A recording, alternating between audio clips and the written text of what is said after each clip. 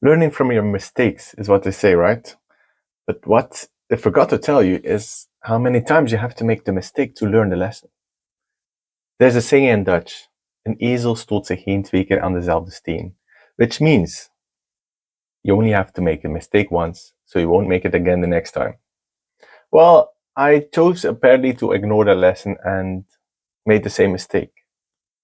Had a breakup again with the same woman, which absolutely destroyed me.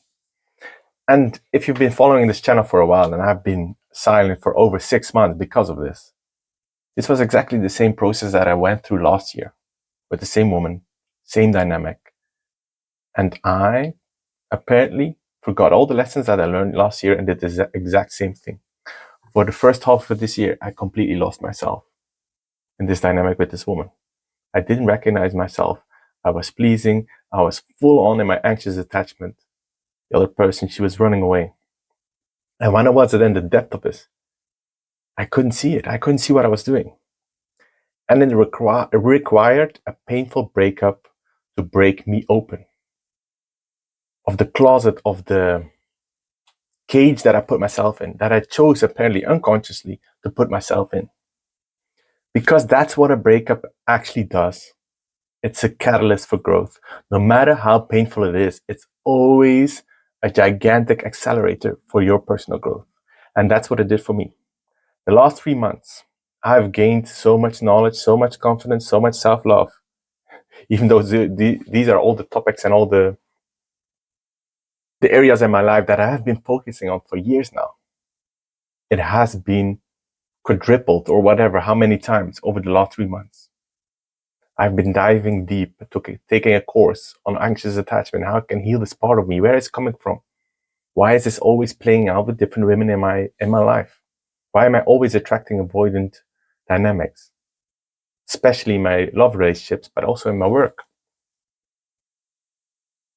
It's been stuff that I've been delving into over the years, but not really dove head in. You know what I mean? I don't think that's proper English. I've also been diving deep into men's work because of what I was seeing over this awakening period is that I was behaving like a boy. I was looking in a partner for my mom, someone to save me, someone to give me love like a mother that I didn't get when I was young. So doing this men's work, going to retreats, starting a year-long cycle of deep men's work, I have stepped into a man, and I can feel that vividly. I'm no longer a boy looking for a mother's love. I am a man, knowing my own worth, attracting a partner who sees me as an equal, not as someone they need to parent, because I can take care of myself. But I've seen that there's so many realizations that I don't know if this actually making sense, but I'm just sharing what I've acquired over the last few months, is that the combination of inner child work, men's work, and nervous system regulation is the key. Because now that I've become a man, I am a parent, the mother and the father at the same time for my inner child.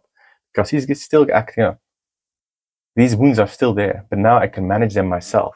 Instead of this little boy taking me over and looking outside of me for like, oh, I feel so lost, please help me. Where's my mommy? Oh, I feel so scared. Where's my daddy? Because now when I feel that energy coming up, I can actually do something about it myself. I have become the father that I always needed, and I have become the mother that I always needed. And this is what you can do for yourself as well. What I love about my mission in the world is to be a role model. I have gone through so much pain, so I could teach what I have learned to you. So you don't have to go through the mud. You will have to go through some mud, but not as deep as I have been through. You can become your own mother, your own father. You don't have to look for people outside of you for validation, because you can learn to give that to yourself. And that's what I've been teaching since last year, all about self-love. But apparently I forgot all about what I've learned, or I hadn't delved deep enough into it. And this is, once again, what this breakup has taught me. That I have everything I need within me. I don't need to seek for external validation. And as well, I had to go through that experience to awaken, because I was so deep into it. I lost myself. I stopped doing my hobbies. I stopped going to the gym. My health deteriorated. I was almost in a burnout once again. What for?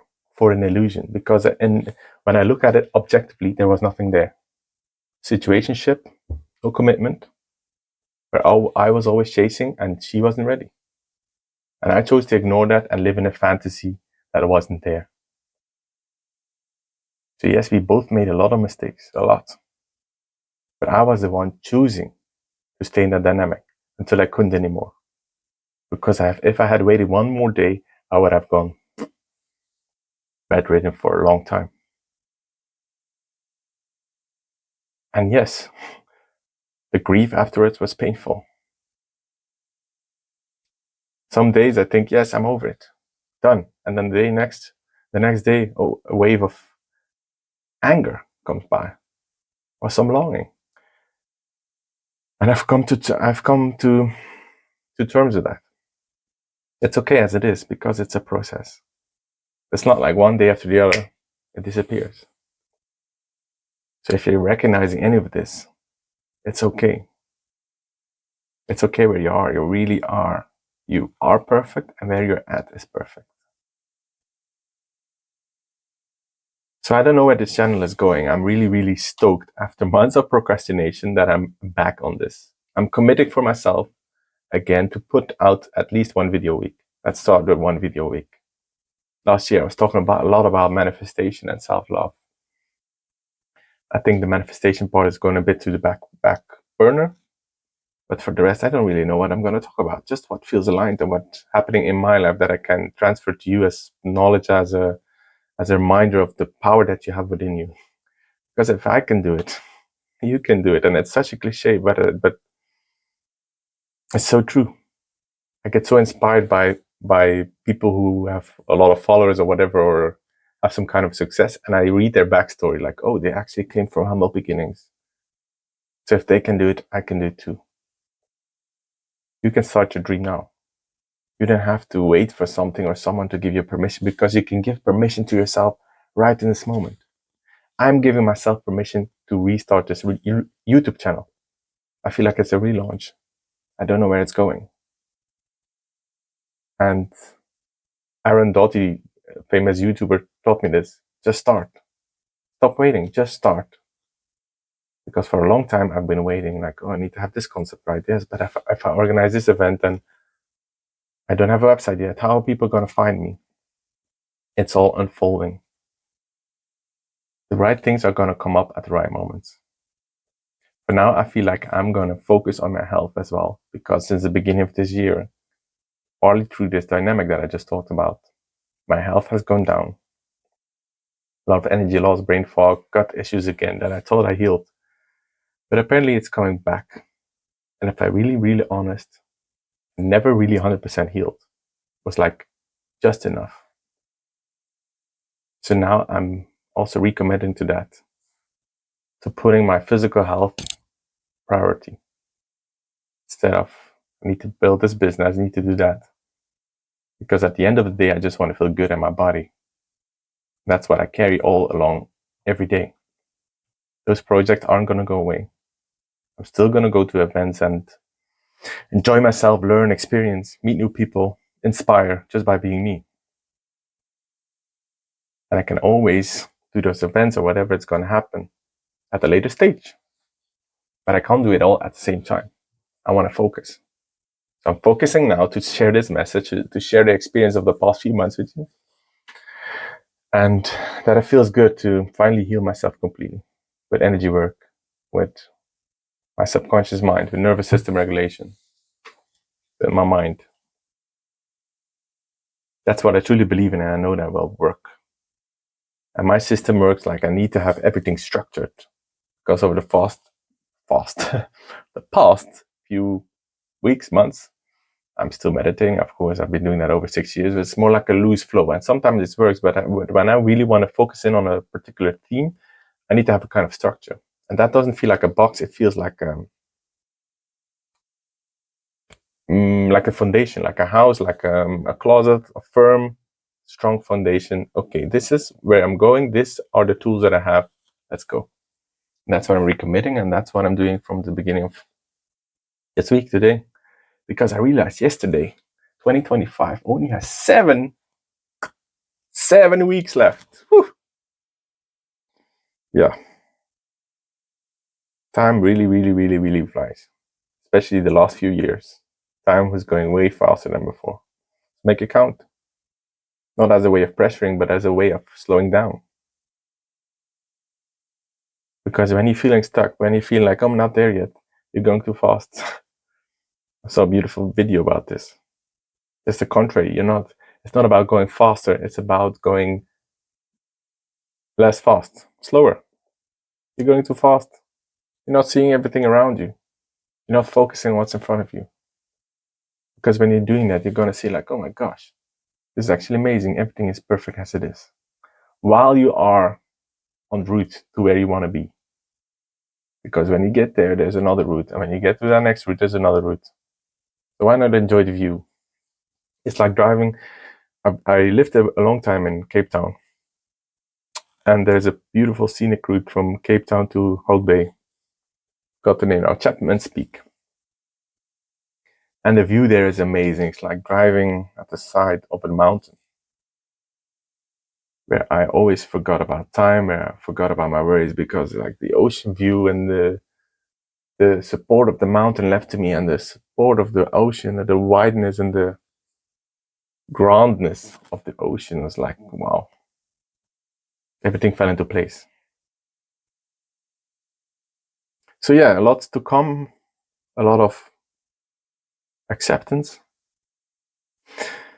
Acceptance of where I'm at, a lot of gratitude for the pain that I went through, for waking me up, seeing all the patterns that I was still holding on to. And I hope that this inspires you as well, that there's nothing wrong with you. When you see like, why is this always happening to me? It's just a pattern. It's a familiar thing that you're attracting from childhood.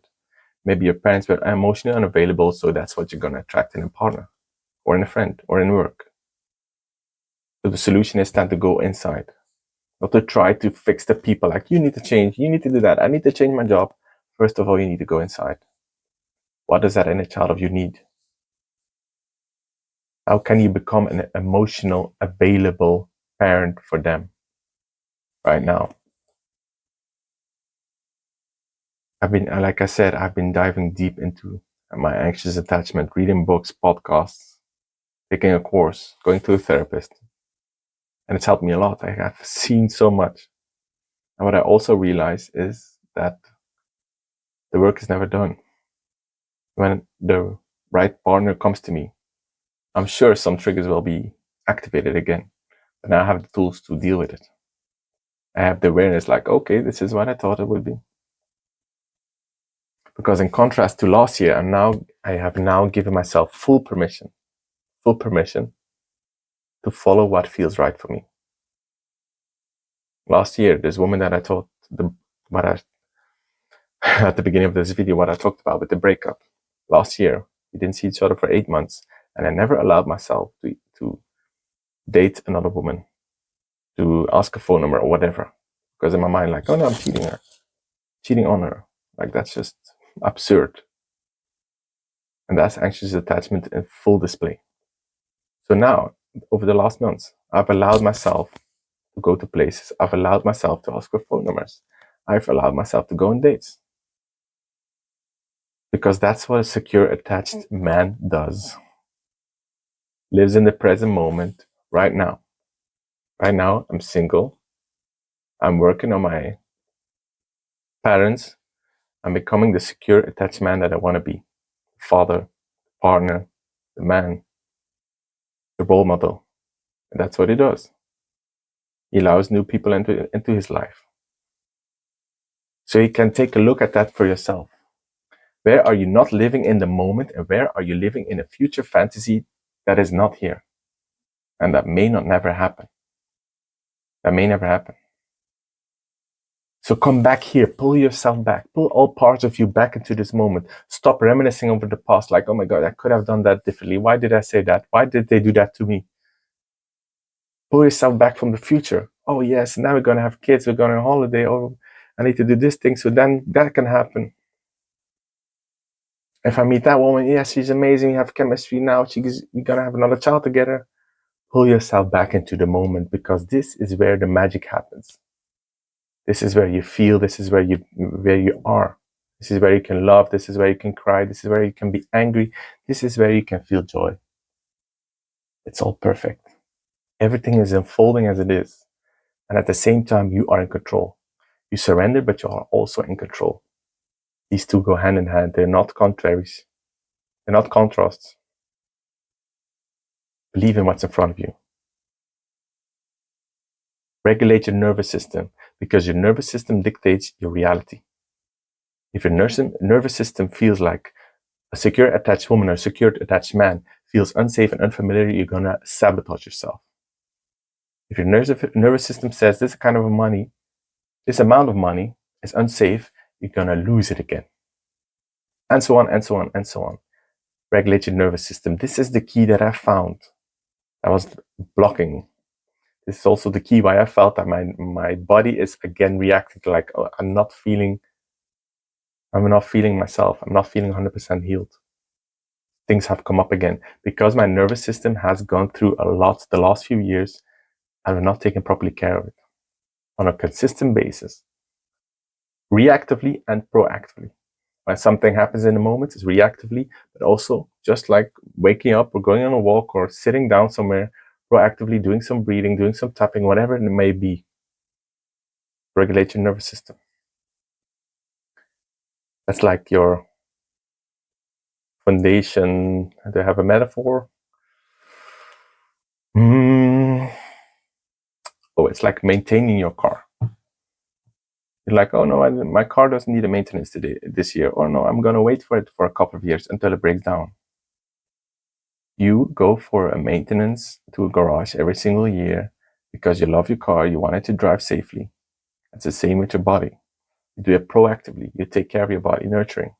But this time I'm focusing on nervous system regulation, because your nervous system is the engine for your creation, for your happiness, for your joy, for your creation, for your manifestation, for everything about love.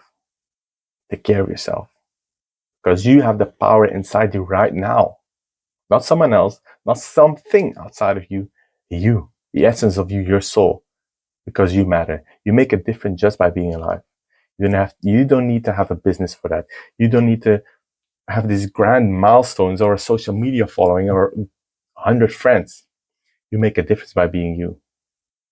You never know what kind of impact you have. So thank you for being you.